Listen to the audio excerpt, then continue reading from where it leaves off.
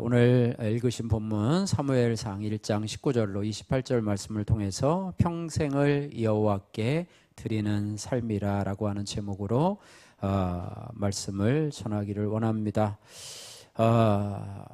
사랑하는 성도 여러분, 우리가 이 자녀를 위해서 또 가정을 위해서 기도할 때 가장 바라는 것이 무엇입니까? 성공입니까? 아니면 건강입니까? 아니면 행복한 삶인가요? 여러분, 자녀들을 위해서 무엇을 기도하고 계십니까? 우리가 자녀들을 위해서 기도할 때 어떤 분들은 서원 기도를 해가지고요, 자녀가 태어날 때부터 이 아이를 평생 하나님 앞에 드리겠습니다 라고 하는 그런 결단을 하신 분도 있는 것 같더라고요. 요즘에 분당의 지구촌 교회 이제 4대 목사님이 이제 지난주에 통과가 돼서 아마 오늘 첫 설교를 하실 텐데, 새롭게 하소서에 미국에서 목회하실 때에 그게 나오셨더라고요. 내가 매일 기쁘게 시티에서 하는데, 이제 거기 나와서 어제 잠깐 봤는데, 중학교 1학년 때, 과테말라 이제 선교사님으로 이제 어려서부터 7살 때 이제 과테말라 선교사로 가서 거기서 자랐는데, 수련회를 갔다가 중학교 1학년 때 이제 은혜를 받고 내가 이제 목회자가 돼야 되겠다 이렇게 생각을 하고 어머니에게 가서 말씀을 드렸대요. 그랬더니 어머니가 그동안에는 말을 하지 않았는데 실은 내가 너를 목회자로 소원을 했다. 너가 태어날 때부터 소원을 했고, 소원을 했는데 어떤 분들은 그러잖아요. 그 자녀한테 늘 얘기하잖아요. 내가 너를 위해서, 너가 목사 되기를 위해서 기도했어 라고 하면서, 소원을 했어 라고 하면서 알려주는데, 이 사모님은, 이 선교사님은 그 사실을 소원을 하면서 하나님 앞에 그랬대요. 내가 강요하지 않고 그가 소원할 때까지, 그가 헌신할 때까지는 비밀로 숨겨두고 기도만 하겠습니다 그랬는데, 중학교 1학년 때 어느 수련회를 갔다 와서 그런 말을 하길래 그때서 이제 이야기를 했더라, 이런 어제 이제 간증을 들었는데요. 자녀를 평생에 하나님 앞에 드리기로 결단한 것은 참으로 쉬운 일이 아니고요, 또 나의 삶을 평생 하나님 앞에 드리기로 결단한 것도 참 쉬운 일이 아닙니다. 그렇다고 뭐 선교사나 목회자뿐만 아니라 우리 평신도들도 마찬가지로 나의 삶은 하나님 것입니다, 하나님 뜻대로 살기를 원합니다 라고 하면서 나의 삶을 하나님 앞에 드리는 결단의 순간들이 한 번은 있어야 되리라고 생각이 되는데요. 오늘 본문은 이 자녀를 갖지 못해서 고통스러웠던 여인 사무엘의 어머니 한나의 이야기를 통해서 이 여인이 그 자녀 사무엘을 하나님 앞에 드리기로 결단하는 그런 내용이 있는데요.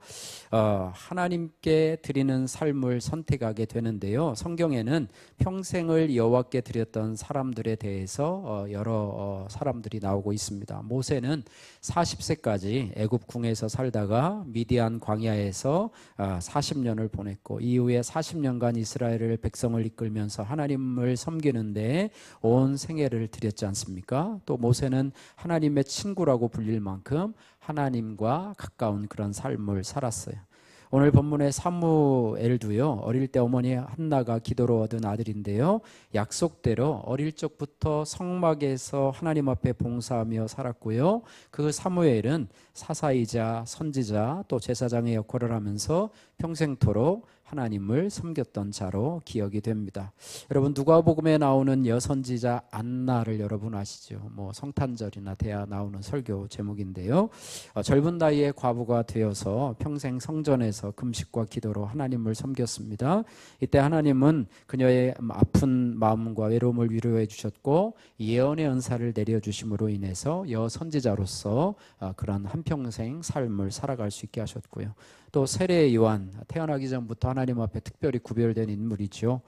광야에 살면서 회개의 세례를 전파하고 메시아의 길을 예배하는 데 인생을 헌신했던 사람이고, 또 사도 바울은 우리가 알다시피 예수님을 다메섹 도상에서 만나기 전에는 교회를 핍박하는 자였지만, 예수님을 만나고 회심한 이후에는 남은 생애를 복음 전파에 바쳤던, 그래서 고난과 핍박 속에서도 그가 죽기까지 예수님을 전파했던 사람입니다. 그래서 이들의 공통점은 뭐냐면 자기 뜻이 아니라 하나님의 뜻을 따라서 그들의 인생을 살았고, 또 세상의 성공이나 편안함보다는 하나님의 영광을 가장 소중히 여겼다, 이렇게 말씀할 수 있습니다.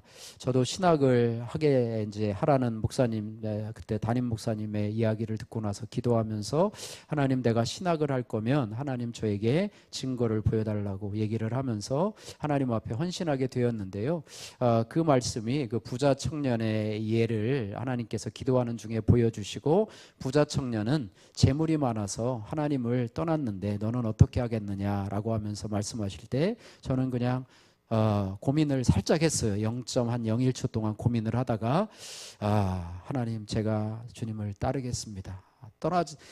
떠나면 안 되겠더라고요. 그래서 주님을 따르겠습니다 하고 이제 신학을 하기로 결정을 하고, 또 내 평생을 하나님 앞에 드리기로 결정을 하고, 지금도 주님을 따라가고 있고, 또 앞으로 죽기까지 주님을 따라가는 그런 삶에 어쨌든 남은 평생을 주님 앞에 드리기로 생각을 하고, 아마 그때가 한 25살 정도 되었나 봐요. 25살 정도 되었는데 지금 벌써 한 30년 이상이 됐네요. 벌써 짧은 시간인 것 같은데 벌써 30년 이상이 되었고, 앞으로도 한 30년은 더 살지 않을까 싶은데, 그지? 더 살라나요? 한 30년 정도 더 살 텐데, 어쨌든 그때도 제가 하나님 앞에 평생 죽을 때까지, 하나님, 마지막 숨이 끊어질 때까지 하나님, 그리고 지난번 우리 큐티하면서 고백한 것처럼 여호와여, 내 영혼을 주께 드리니이다. 예수님께서 마지막 숨을 거두시면서 마지막 드렸던 이 기도를 하나님 앞에 하면서, 할렐루야, 저와 여러분들도 동일한 고백으로 평생 하나님 앞에 헌신하며 이런 고백하시고 천국에 입성하시는 저와 여러분들 되시기를 주님의 이름으로 축복합니다. 그래서 오늘 참 사무엘을 하나님 앞에 평생 드렸던 이 한나의 신앙, 이건 사무엘의 신앙이 아니죠. 한나의 신앙이었고, 나중에는 사무엘의 신앙으로 자신을 평생 하나님 앞에 드리기로 한 유명한 하나님의 사역자로서 이렇게 쓰임을 받게 되었는데요. 이 한나가 어떻게 해서 하나님 앞에 평생 이 사무엘을 드리게 되었는가, 이 부분을 생각하면서 저와 여러분에게 주시는 주의 음성을 듣기를 소원합니다. 세 가지로 살펴볼 텐데요. 첫 번째는 기도 응답의 순간에도 하나님을 기억해야 합니다. 한번 따라해 보세요. 기도 응답의 순간에도 하나님을 기억해야 합니다. 여러분 많이 기도하시잖아요. 그죠? 기도하시고 또 응답 받으시고 또 기도하고 응답 받고, 이것이 어떻게 보면 우리 그리스도인의 삶인 것 같습니다. 여러분도 기도하시고 또 응답 받고 또 기도하시고 응답 받고, 이렇게 하면서 우리의 신앙생활이 진행되는데요. 한나는요, 겉으로 보기에는 참으로 참 행복한 여인이었어요. 왜냐하면 좋은 남편을 두었기 때문입니다. 이 남편이 엘가나인데요. 어떤 남편이었냐면, 첫 번째는 오늘은 이제 19절서부터 읽었는데 1절에 보니까 좋은 가문의 사람이었어요. 여기 보니까 그는 여로함의 아들이요 엘리우의 손자요 도우의 증손이요 숲의 현손이더라 라고 하면서 좋은 가문 사람이었음을 밝히고 있고요. 두 번째, 그는 재물이 많은 사람이었습니다. 재물이 많은, 돈이 많은 사람이에요. 돈 많은 게 좋잖아요. 그죠? 돈 많은 남편. 또 3절에 보니까 신앙이 있는 사람이에요. 돈도 많고 가문도 좋고 돈도 많고 신앙도 좋고 뭐 더 이상 말할 게 없죠. 그래서 매년 제사를 드리러 실로에 갔는데요. 믿음이 좋은 사람이에요. 그 다음에 또 한 가지 중요한 거는 한나를 지극히 사랑해 주었다는 거예요. 그 남편이 돈도 많고 가문도 좋고 남편이, 신앙도 좋은 남편이 한나를 더 사랑해 주었다는 것입니다. 그래서 5절에 보니까요, 한나에게는 갑절을 주니 이는 그를 사랑함이라, 이렇게 말씀하고 있습니다. 그런데 문제는 뭐냐 하니까 아이가 없는 거예요. 아이가 없어서 그 대적 분인나로 인해서 이렇게 하게 되는데요. 어쨌든 성경은 한나에게 참 부족할 것이 없었는데, 부족함이 한 가지가 있었는데 아이를 갖지 못한다는 것이었습니다. 그래서 아이를 가진 분인나라고 하는 그 다른 여인이 이 한나를 아주 힘들게 했던 것처럼 보이고요. 성경에 보니까 뭐라고 하냐면 6절 말씀에 6절 5절에도 그렇지만은요. 5절 하반절에도 이렇게 했어요.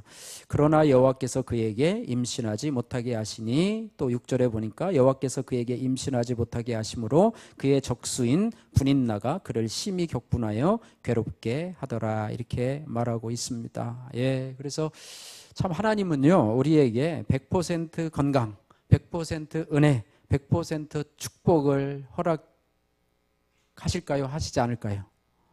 예, 아무리 여러분이 부러워하고 존경하는 사람이 있어도요, 100%의 건강, 100%의 은혜, 100%의 축복을 허락하지 않아요. 저도 수종교에 부임해서 1년 만에 당뇨를 얻게 되었어요. 예, 그때 박사학위 이제 논문을 쓰러 다니고 또 교회 어려운 일도 있고 또 월요일부터 또 금요일 날까지 서울의 충신대 도서관에 가서 아침부터 저녁까지 또 논문을 쓰고 밤에는 찜질방에 가서 자고 뭐 먹는 것도 부실하고 또 수요일에는 또 여기 왔다가 또 예배인도 하고 또 올라가고 이렇게 한 달을 했더니 이 당뇨가 급성으로 찾아왔어요. 그래서 완벽하지 않습니다. 예, 그래서 저에게는요 늘 당뇨가 따라다니지만 지금은 그냥 자랑처럼 나는 당뇨 걸린 사람이야. 여러분은 어떤 질병이 있으세요?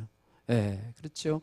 또 뭐 여러 가지들이 있어요. 어쨌든 그러나 하나님은 사랑하는 자에게 완벽함을 주시는 것이 아니라 부족함을 주신다는 그런 말씀입니다. 그래서 아무리 믿음이 좋은 사람, 위대한 사람일지라도 성경에 보면 나름대로의 어려운 문제, 기도 제목까지는 꼭 한 가지 있다고 하는 거예요. 다윗에게는 골칫덩어리가 있었어요. 압살롬이라고 하는 골칫덩어리. 아들이죠. 나중에 막 아버지까지 죽이려고 왕이 돼가지고 아버지까지 죽이려고. 사도 바울에게는 뭐가 있었습니까? 육체에 가시가 있었습니다. 예수님에게도 12제자를 양육했는데 누가 있었어요?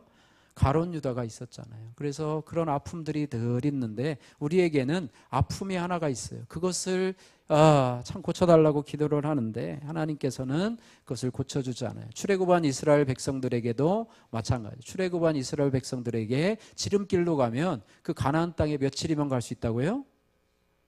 예, 열하루길인가요? 뭐 11일인가 13일인가 걸릴 수 있는 아주 단거리로 가면 그랬는데 몇 년을 갔습니까? 40년이 걸렸잖아요. 하나님께서 왜 그렇게 하실까? 우리에게 왜 가시를 주시고 우리에게 문제를 주실까? 하나님은 우리에게 왜 완벽한 행복, 완벽한 건강, 완벽한 은혜, 완벽한 축복을 허락하지 않으실까? 그것은요, 우리로 하여금 너무 교만하지 않게 하려고. 완벽함을 주면은요, 교만해질까봐. 교만은 뭐라고 그랬습니까? 패망의 선봉이요 넘어짐의 거만함은 넘어짐의 앞잡이라 그랬습니다. 또 하나는 뭐냐면 하나님만을 의뢰하기 위해서라고 하는 것입니다. 내가 아무리 좋은 것을 가지고 아무리 내가 물질을 가져도 해결할 수 없는 한 가지 문제가 있다면 그걸 가지고 하나님을 의뢰하고 하기 위해서 하나님은 그것을 주셨고, 하나님을 의뢰하는 최고의 방법이 뭡니까? 기도하게 하시려고 우리에게 그런 은혜를 허락해 주셨다라고 하는 것입니다. 그래서 한나에게 이런 어려운 문제를 주신 것은요, 한나를 미워한 것이 아니에요. 우리에게 어려운 문제를 준 것은 하나님이 우리를 미워하셨기 때문이 아니라고 하는 것입니다. 그래서 우리가 기도하는 모습을 통해서 한나에게 어려운 문제를 주신 것은 그녀의 기도하는 모습을 통해서 우리 성도들도 고난 중에서는 저렇게 기도해야 하는구나 이렇게 하는 그런 본을 보이기 위해서 우리에게 주셨다 이렇게 말씀하고 있습니다. 그래서 한나는 자신의 고통과 괴로움을 하나님 앞에 기도의 자리로 가지고 나갔다고 하는 거예요. 뿐만 아니라 한나는 자신의 어려운 환경이 하나님의 뜻임을 알았어요. 원망하고 불평하고 왜 나에게는 이렇게 어려움을 주었는가 원망하고 불평하는 것이 아니라 하나님의 뜻이었구나. 하나님이 나로 하여금 잉태하지 못하게 하는 것이구나. 이렇게 하게 됩니다. 그래서 기도하던 중에 하나님 앞에 서원하면서 이렇게 고백을 합니다. 11절 말씀해 보니까 서원하여 이르되 만군의 여호와여 만일 주의 여종의 고통을 돌보시고 나를 기억하사 주의 여종을 잊지 아니하시고 주의 여종에게 아들을 주시면, 주신 다음에 서원한 거예요? 아니면 주시기 전에 서원한 거예요?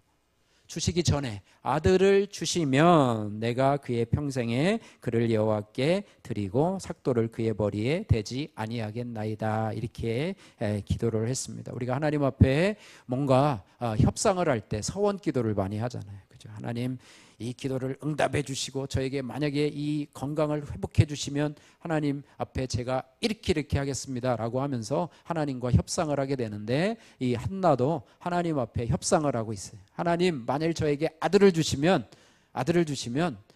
제가 하나님 앞에 이 아들을 드리도록 하겠습니다, 이렇게 기도를 했습니다. 그런데 한나는 오랜 기도와 고통 가운데서, 눈물의 기도 가운데서 하나님 앞에 응답을 받습니다. 한번 따라해 보세요. 기도는 반드시 응답받습니다. 할렐루야. 기도는 반드시 응답받아요. 세 가지로 응답하신다고 그러죠. Yes, No, Wait, 세 가지인데요, 한나의 그런 기도는 반드시 응답받는다고 하는 거예요. 응답받은 게 뭘까요? 아들을 주신 거겠죠. 아들을 주신 거겠죠. 오늘 본문 말씀을 보시면은요, 19절 20절 말씀 한번 같이 한번 읽겠습니다. 19절 20절.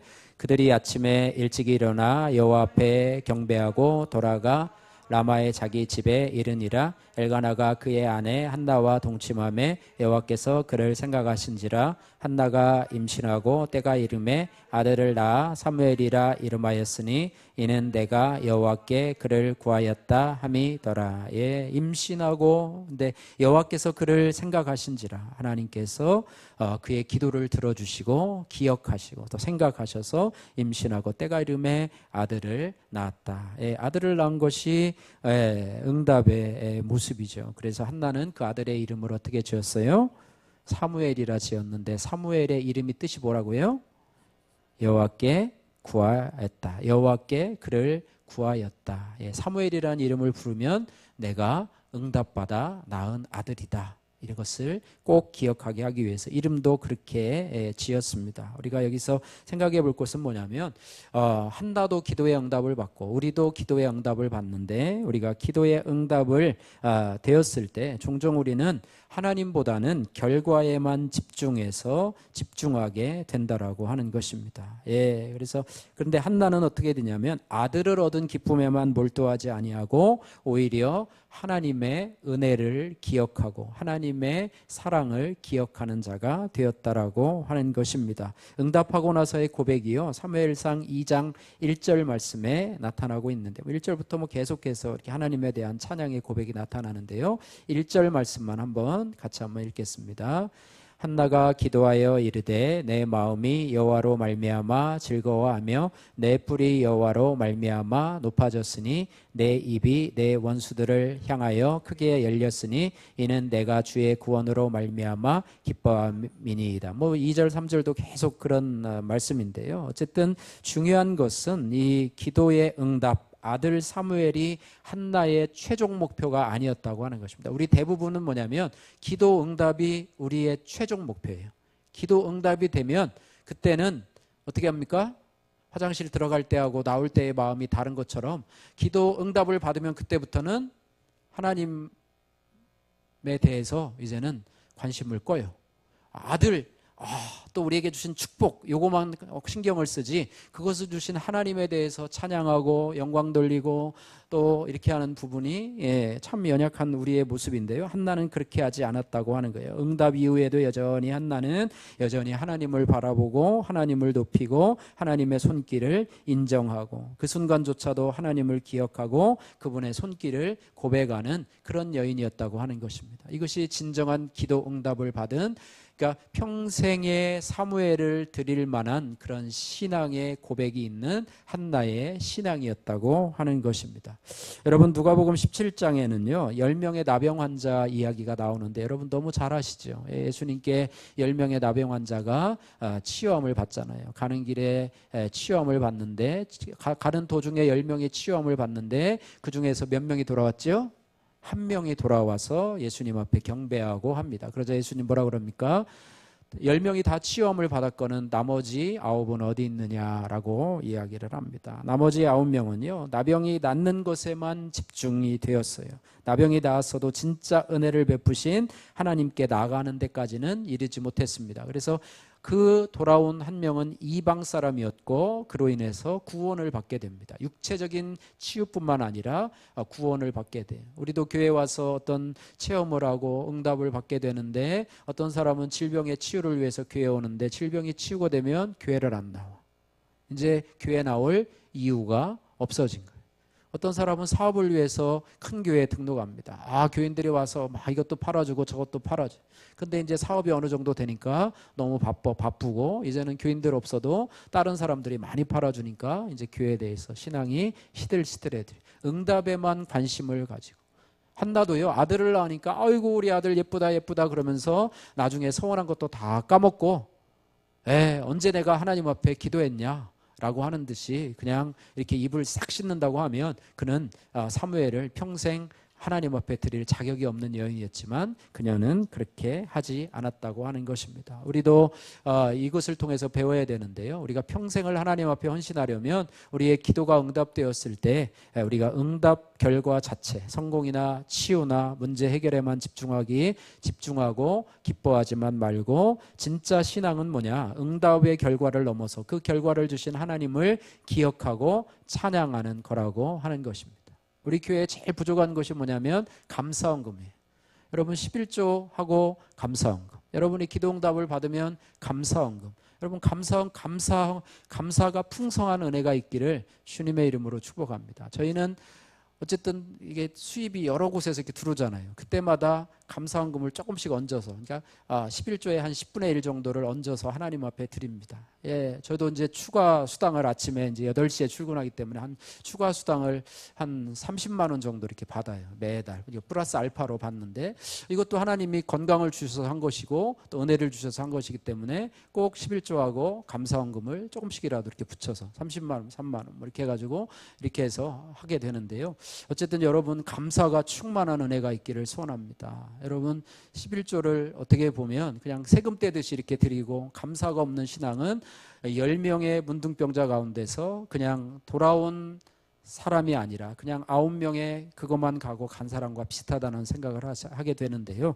어쨌든 진짜 신앙은 응답 이후에 일어난다는 것을 여러분 기억하셔야 됩니다. 응답 이후에 여러분 하나님과 더 깊은 관계로 나가는 한나와 같은 그런 은혜가 이것이 바로 평생 여호와께 드리는 삶의 첫 번째 원리라고 하는 것입니다. 적용의 말씀입니다. 나의 간구한 것이 응답받아 이루어졌을 때 나는 하나님의 은혜를 계속 기억하고 있습니까? 혹은 응답만 받고 하나님을 잊고 지내고는 있지 않습니까? 여러분 적용해 보시길 바라고요. 두 번째로 우리가 평생에 여호와께 드리는 삶의 원리는 뭐냐면 하나님의, 따라해 보세요. 하나님의 뜻에 순종하는 결단을 해야 합니다. 하나님의 뜻에 순종하는 결단을 해야 돼요. 오늘 21절에서 23절 말씀인데요. 신앙이 있는 남편 엘가나는요, 이제 가족과 함께 여호와께 연례 제사와 서원 제사를 드리러 여호와의 성막 같은 성전에 있는 실로에 갑니다. 이제 아들이 생긴 거죠. 아들이 생겼는데 이 신앙심이 좋은 엘가나는 매년 실로에 가서 하나님 앞에 제사를 예배를 드리고 또 예물을 드리는 이런 일을 하게 되는데, 그런데 한나는 그들과 함께 가지 아니하고 아들이 젖을 떼기까지 집에 머문다, 이렇게 기록이 되어 있습니다. 21절에서부터 23절 말씀까지 같이 한번 읽어보도록 하겠습니다. 그 사람 엘가나와 그의 온 집이 여호와께 매년제와 서원제를 드리러 올라갈 때에 오직 한나는 올라가지 아니하고 그의 남편에게 이르되 아이를 젖대거든 내가 그를 데리고 가서 여호와 앞에 뵙게 하고 거기에 영원히 있게 하리이다 하니, 그의 남편 엘가나가 그에게 이르되 그대의 소견에 좋은 대로 하여 그를 젖대기까지 기다리라. 오직 여호와께서 그의 말씀대로 이루시기를 원하노라 하니라. 이에 그 여자가 그의 아들을 양육하며 그가 젖대기까지를 기다리다가 아멘. 좋은 남편인 것 같아요. 남편 엘가나가 23절에 보니까 나는 우리 아이 젖대기까지 내가 여기 있겠노라 하자. 뭐라고 그래요? 그의 남편 엘가나 23절에 보니까 그대의 소견에 좋은 대로 하여 그를 젖대기까지 기다리라. 오직 여호와께서 그의 말씀대로 이루시기를 원하노라. 할렐루야. 좋은 남편이죠. 그런 게 어딨냐고, 우리가 온 가족이 가는데 말이야 당신이 뭐 그렇게 하면 어떡하냐고 싸우지 않고 하나님의 뜻 가운데 이루어지기를 원하노라. 이렇게 하는 그런 좋은 남편이라는 것을 알게 되는데요. 어쨌든 한나는요 단순히 서원 기도를 한 것이 아니에요. 아들을 낳기 전에 서원 기도를 했잖아요. 근데 그 기도를 지킬 준비를 하고 있었던 것입니다. 서원 기도를 할 준비를 하고 있었던 것이죠. 그것이 바로 사무엘을 평생 하나님 앞에 드릴 만한 자격이 있는 그런 한나의 신앙이었다고 하는 것입니다. 한나는 하나님의 율법을 따라서요 사무엘이 젖되기 전까지 그를 돌보며 양육했다고 말씀하고 있어요. 뭐로 양육했을까요? 말씀과 사랑으로 양육했습니다. 아이를 안고 기도하고 이렇게 한 것처럼, 그죠? 그런 것처럼 양육을 했다고 말씀을 하고 있어요. 여러분, 자식을 하나님 앞에 드리는 일은 결코 쉬운 일이 아닙니다. 특별히 어렵게 얻은 아이를 품에 안고 사랑할수록 그 결단은 어렵습니다. 그 사무엘 아이를 데리면서 얼마나 예쁠까요? 그동안에 분인나에게 정말로 어려움을 겪고 정말로 자존심도 많이 상했는데 그 아이를 얻고 나서 그 아이를 너무 사랑스럽고 또 아이를 양육하면서도 이 아이를 하나님 앞에 드려야 된다라는 결단도 하나님 앞에 기도를 했지만은, 그러나 또 사람은 항상 갈등이 있는 존재라 하나님 앞에 모른다고 하고 그냥 내가 키울까, 이런 생각이 왜 없겠어요? 부모인데, 그죠? 엄마인데. 그런 생각이 있음에도 불구하고 어쨌든 그렇습니다. 보통 여자분들은 남편이 없어도 자녀만 있으면 산다는 말을 자주 하는데요, 자녀에 대한 이 어머니의 애착, 아버지의 애착보다 어머니의 애착이 더 굉장한 것 같습니다. 그런데 한나는 이 값지게 얻은 아들을 하나님 앞에 아낌없이 드렸다고 하는 것입니다. 여러분, 또 하나 그런 사람이 있죠. 창세기에 보면 100세에 얻은 아들을 하나님 앞에 번제로 드리라고 하는 그 명령에 이 아브라함이 순종하는 것, 쉬웠겠습니까? 안 쉬웠겠습니까? 이때는 엄마가 아니라 아빠가, 그죠?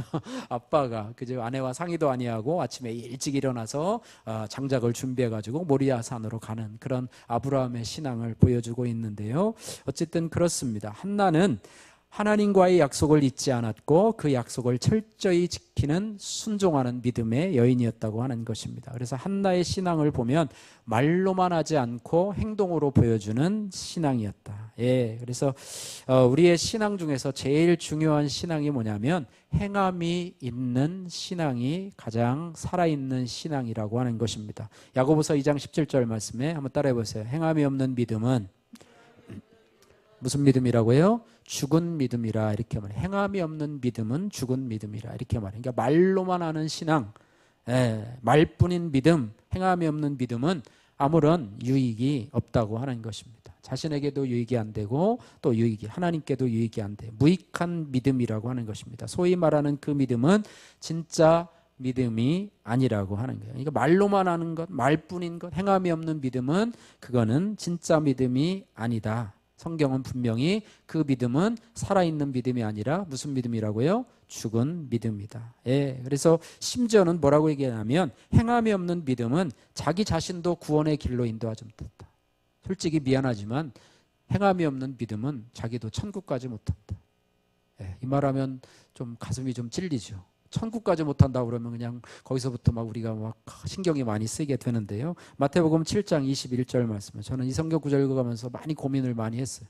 그런데 이 말씀이 그 말씀이에요. 나더러 주여 주여 하는 자마다 다 천국에 갈 것이 아니요 다만 하늘에 계신 내 아버지 뜻대로 행하는 자라야 들어가리라, 이렇게 말하고 있었습니다. 어느 교회 장로님이 한 분이 있었습니다. 돈이 많은 장로님이었대요. 장로님은 또 돈이 많아야 되죠. 돈이 없으면 힘든데 어쨌든 돈이 많은 장로님이었는데 그럼에도 불구하고 교회 일에는 그다지 충성되지 못했고 헌금도 조금밖에는 하지 않았다고 그래요. 그러던 어느 날 뜻밖의 이 장로님에게 심장병이 찾아왔다고 그래요. 심장이 막 조여오는 듯한 고통이 밀려오기 시작해서 병원에 입원을 했습니다. 목사님은 그 소식을 듣고 신방을 갔는데요. 목사님은 그에게 물어보았어요. 장로님, 병세는 좀 어떠십니까? 그러자 그는 풀이 죽어서 아직은 잘 모르겠지만 조금 있다가 원장 선생님이 와봐야 알 것 같습니다 라고 말을 했대요. 그때 그 원장 선생님이 간호사 한 사람을 데리고 병실로 들어와서 이 원장 선생님은 장로님을 이리저리 진찰을 했고요. 먼저 미리 이제 조사를 했겠죠. 다 검사를 했는데 이제 그런 도는 것이죠. 눈꺼풀을 한번 뒤집어보고 가슴에 청진기도 한번 대보고 손으로 배도 한번 꾹꾹 눌러보고 그러더니 원장 선생님은 갑자기 간호사를 향해서 이렇게 외쳤습니다. 간호사, 빨리 가서 장의사를 불러와. 그렇게 말을 했다는 거예요. 깜짝 소리를 듣고 이 장로님은 직감적으로 이제 자기의 삶이 얼마 남지 않았다. 장의사를 불러오라니까 이제 난 죽었구나. 내 병은 이제 끝이구나 생각을 했다는 거예요. 그래서 목사님을 다급하게 찾아가지고 목사님에게 이렇게 말했다. 목사님, 종이와 연필을 좀 갖다 주세요. 제가 죽기 전에 하나님 앞에 헌금을 좀 바쳐야 되겠습니다. 그래가지고 평소에 이제 장로님이 헌금을 바치지 못한 것이 생각이 나가지고 이제 죽음이 바로 코앞에 닥치니까 겁이 났던 거예요. 그래서 이제는 숫자를 100만 원, 만 원, 뭐 10만 원, 뭐 100만 원, 1000만 원, 1억 해가지고 숫자를 다시 한번 확인하고 난 뒤에 그 밑에다가 자기 이름을 적고 사인을 했다고 합니다. 그것을 목사님에게 건너주면서 그 금액을 한 억대를 한 것 같아요. 억대를 한 것 같아요. 그래, 바치겠다고 약속을 했는데요. 목사님은 그의 돌발적인 행동에 다소 놀라긴 했지만, 왜냐하면 평소는 헌금을 잘 안 하시던 분이기 때문에 그랬지만 그의 뜻을 존중하는 의미에서 감사 인사를 한 뒤 그것을 받았다고 합니다. 그런데 잠시 후에 문이 열리면서 밖에 나갔던 간호사가 젊은 의사 한 사람을 데리고 왔습니다. 원장 선생님은 젊은 의사를 보더니 야단을 쳤습니다. 이봐 장의사, 아니 진찰을 했으면 이봐 장의사, 아니 진찰을 했으면 차트에 기록을 남겨야지. 이렇게 비워놓으면 어떡하나. 이 정도면 퇴원을 시켜도 되잖아. 왜 환자를 이렇게 붙들어 놓고 고생을 시키나. 그렇게 했답니다. 알고 보니까 젊은 의사의 성씨가 장씨였어요. 그래가지고 참 이것을 보고 장로님이 깜짝 놀라가지고 자리에 일어서가지고 목사님을 찾아가가지고 목사님 죄송한데요, 동그라미 하나만 좀 빼주시면 안 될까요? 동그라미 하나만 빼주시면 안 될까요? 다른 사람에게도 헌금할 수 있는 기회를 드려야지 저 혼자 독차지하면 안 되겠습니까? 제가 조금 양보하지 이렇게 하면서 하나를 지웠대요. 동그라미 하나를. 참 우스갯소리긴 하지만은요, 우리에게 시사해 주는 바가 큽니다. 우리의 믿음은 행함으로 나타나지 않으면 아무짝에도 쓸모가 없는 믿음이라고 하는 사실을 우리가 기억해야 합니다. 어떤 집사님이 천국에 갔대요. 요한계시록 21장에 기록되어 있는 말씀처럼 천국의 성곽이 너무나 아름다웠고요, 각종 보석으로 꾸며져 있었습니다. 천국의 문은 엄청 컸는데 그 문 전체가 하나의 진주로 되어 있었대요. 문은 굳게 닫혀 있었고요, 그는 천국 문 앞에서 그 문을 힘껏 두드렸는데 문이 열리면서 베드로가 나왔다고 합니다. 베드로를 알아보고서는 인사를 했는데, 저는 어느 교회 다니는 아무아무개 집사입니다. 제가 천국문에 들어갈 수 있도록 허락해 주시기를 바랍니다. 그러자 베드로가 이렇게 말했대요. 잘 오셨습니다마는 천국에 들어오려면 믿음의 증표가 있어야 하는데 그것을 가져오셨습니까? 한번 저에게 보여주시길 바랍니다. 했더니 그는 자기에게 믿음의 증표가 있는 줄 알았대요. 그러나 아무리 찾아보아도 믿음의 증표라는 것이 보이질 않았대요. 그래서 베드로에게 사정을 얘기하고 제게 믿음의 증표가 있는 줄 알았는데 찾아보니까 없네요. 그렇지만 저는 수십 년 동안 교회에 출석을 했고 집사로도 봉사를 했습니다. 그러니 좀 들어갈 수 있게 해주십시오. 그러자 베드로는 안 됩니다. 믿음도 없이 수십 년이 아니라 수백 년 동안 교회 마당을 밟고 다니면 무슨 의미가 있습니까? 그래서는 들어갈 수가 없습니다. 그러니 되돌아 가십시오. 그러자 이 집사님이 다시 애원했습니다. 제가 그냥 교회 마당만 밟은 것이 아니고요, 10수년 동안 집사 직분을 가지고 봉사도 했고요. 그렇습니다. 그러니 제발 좀 들어갈 수 있게 해주세요 라고 하자 베드로는 그 소리를 듣고서 큰 소리를 쳤다고 그래요. 뭐라고요? 믿음도 없이 집사 노릇을 10수년간 했다고요? 이 양반 교회에서 꽤나 말썽을 피웠겠군. 당신 같은 사람은 더더욱 천국에 들어갈 수 없습니다. 그러면서 천국문을 꽝 닫고 들어가 버렸더래요. 꽝 하는 소리에 놀라서 깨보니까 꿈이었다고 합니다. 그 이후로부터 이 집사님이 믿음의 증표를 갖기 위해서 그동안은 그냥 달랑달랑 다니기만 했었나 봐요. 그런데 그때부터 신실한 믿음을 갖고 다시 한번 정신을 차리고 행함이 있는 믿음으로 믿음의 증표를 갖고 살아갔다라는 그런 말이 있습니다. 구원은요, 믿음으로 가능합니다. 플러스 행위가 아니고요. 믿음의 행위가 첨가되어야만 하는 것은 아니에요. 행위로 구원받을 수 없어요. 구원은 오직 뭐로 받아요? 믿음으로 받습니다. 그런데 구원받지 못한 믿음은요, 어떤 말이냐면 처음부터 믿음이 없었다고 하는 거예요. 그래서 천국에 들어가지, 믿음이 없으면 천국에 들어가지 못하잖아요. 주님이 주시는 믿음은요, 거짓 믿음이 아니라 참 믿음이라고 하는 사실이에요. 그래서 참 믿음이 있는 자는 거짓 선지자들과는 달리 하나님의 뜻을 행하는 것으로 드러나게 됩니다. 이들의 행함은 믿음의 열매요, 믿음의 증거이며 믿음의 표현이라고 하는 것입니다. 이런 구원의 은혜를 받은 사람은 하나님 앞에 행동하는 모든 행동이 감사함으로 행하게 된다라고 하는 것입니다. 어떻게 나 같은 것을 어떻게 구원하셨는가? 우리가 이게 무비보셋 여러분 아시죠? 성경의 무비보셋. 몰라요?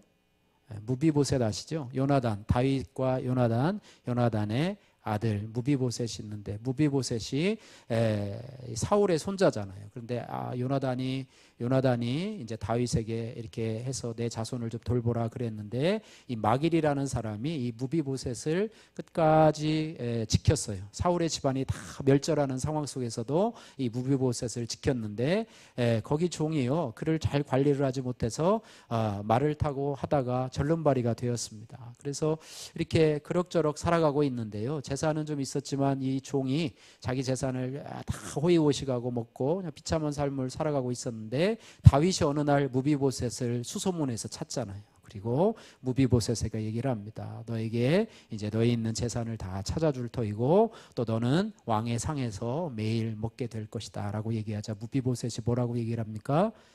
죽은 개 같은 나를 어찌 한 나라의 왕이 나를 돌보시나이까 라고 하면서 참 겸손한 고백을 합니다. 죽은 개 같다고 해도 우리 여러분 기분 나쁘시잖아요, 그죠? 가장 큰 욕이 개 같다는, 개 땡땡땡땡 하는 거 제일 싫어하잖아요.